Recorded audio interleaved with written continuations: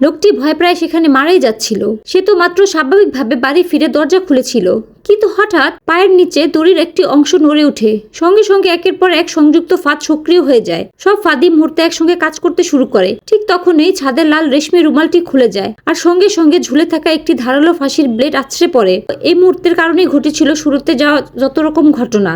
তবে এই সময় লোকটি অস্বাভাবিক রকম শান্ত থাকে। সে নারীকে উপহাস করে বলে তার অভিনয় খুবই সাধারণ। ঠিক যখন সে তাকে ফাঁস করতে যাচ্ছিল, তখন হঠাৎ দেখে সোফার উপর বসে থাকা একটি পুতুল। কিন্তু এমন কৌশলে লোকটি আগেই অভ্যস্ত ছিল। সে নিশ্চিত হয়ে যায় যে নারীটি সোফার নিচে লুকিয়ে আছে, কিন্তু খুলে দেখার পর ভেতরে একটি চুলও নেই। হঠাৎ করেই লোকটি বুঝতে পারে তার সামনে থাকা এই ব্যক্তিটি আসলে একজন পেশাদার জাদুকর।